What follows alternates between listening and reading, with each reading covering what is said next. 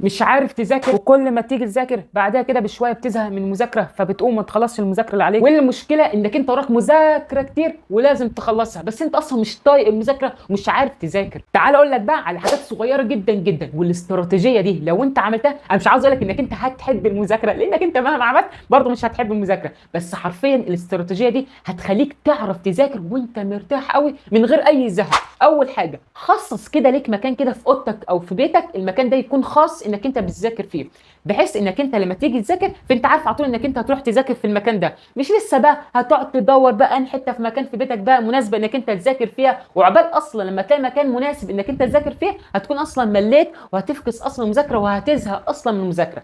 فانت اختار كده مكان كده يكون حلو كده تذاكر فيه، بس بشرط المكان اللي انت هتختاره ده لازم أن يتوفر فيه الحاجتين دول. اول حاجه المكان ده يكون هادي، ما يكونش فيه دوشه كتير، تمام، عشان يعني لما تيجي تذاكر فتذاكر كده وانت مرتاح ورايق في الروقان كده.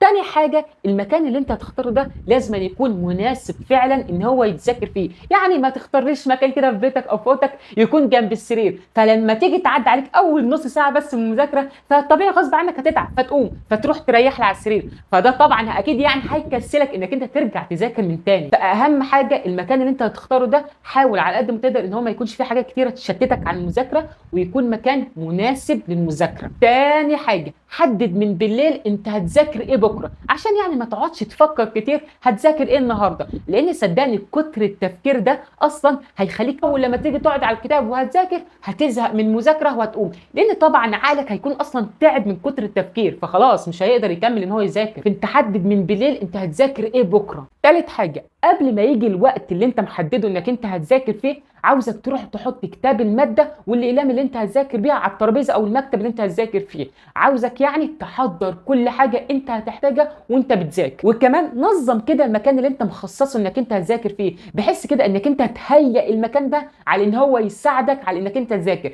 بحيث كده انك انت تخلي المكان ده بيئه مناسبه انك انت تذاكر فيه. اسمع مني اعمل كده، لانك انت لو عملت كده اول لما يجي ميعاد المذاكره اللي انت محدده هتلاقي نفسك كده انك انت رحت ذاكرت وهتخلص كل اللي عليك المذاكره من غير ما ابدا ما تزهق. رابع حاجه بقى شوف بقى ايه هي اكتر مشروب انت بتحب تشربه، يعني مثلا بتحب تشرب قهوه، بتحب تشرب شاي، اعمل المشروب اللي انت بتحبه قوي وبعد ما تعمله روح ذاكر، بحيث كده وانت بتذاكر تشرب المشروب اللي انت بتحبه ده. خامس حاجه واهم حاجه بقى ده كله انك انت تستخدم القانون اللي يخليك انك انت تذاكر، وهو القانون ايه؟ قانون المكافاه الشرطيه، بحيث انك انت تقول نفسك ايه، انا لو خلصت المذاكره اللي عليا النهارده انا مثلا هتفرج على الفيلم ده، او لو انا خلصت المذاكره اللي عليا النهارده انا مثلا انزل اخرج. المهم انك انت تخلي كده في مكافاه هتكافئ نفسك بيها لو انت خلصت المذاكره اللي عليك النهارده. خد بالك علماء النفس بيقول لك لو انت عملت الحركه دي عقلك هيعمل لك حاجتين، اول حاجه عقلك هيساعدك على انك انت تخلص المذاكره النهارده من غير ما انت مثلا تمل او ان انت ما تزهق من المذاكره.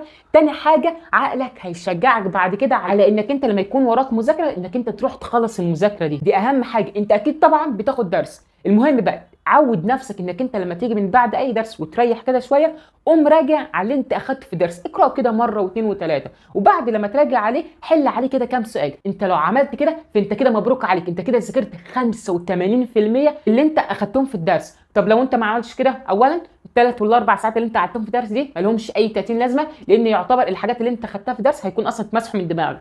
تاني حاجه الفلوس اللي انت دفعتها في الدرس مالهمش اي 30 لازمه. طب ايه هي بقى احسن طريقه وافضل طريقه تذاكر بيها؟ علماء النفس اخر حاجه وصلوا ليها هي طريقه الطماطم. ايه هي طريقه الطماطم دي؟ انك انت مثلا بتذاكر 25 دقيقه ولما تعدي عليك 25 دقيقه تقوم كده تاخد 5 دقائق راحه يعني، بس خد بالك الراحه دي ما ينفعش تفتح فيها التليفون، لانك انت لو سيادتك فتحت فيها التليفون الحاجات اللي انت ذاكرتها دي هتطير من دماغك. واحسن حاجه الصراحه يعني العلماء نفس اقترحوها انك انت تعملها في الخمس دقائق راحه دول، انك انت تعمل تمارين او انك انت تعمل اي حاجه غير انك انت تمسك الموبايل. وبعد لما يخلصوا طبعا الخمس دقائق ارجع اعمل كده برضه، ذاكر 25 دقيقه وبعد كده خد 5 دقائق راحه. واخر حاجه عاوزك تكون عارف كويس قوي قوي وتكون حاطط الحته دي في دماغك طول ما انت بتذاكر، ان ربنا سبحانه وتعالى مش هيضيع ابدا مجهودك ولا تعبك في المذاكره. ذاكر واعمل اللي عليك علشان اهلك، علشان تفرح اهلك، ذاكر واعمل اللي عليك علشان اهلك اللي بيدفعوا لك الفلوس بتاعت الدرس اللي انت بتروح بيها. واوعى تفتكر ان الفلوس اللي هم بيدوها لك عشان تروح تدفعها في الدرس ده بالسهل كده، لا، انت ما تعرفش هم بيتعبوا قد ايه عشان يجيبوا لك كل جنيه انت بتدفعه في الدرس.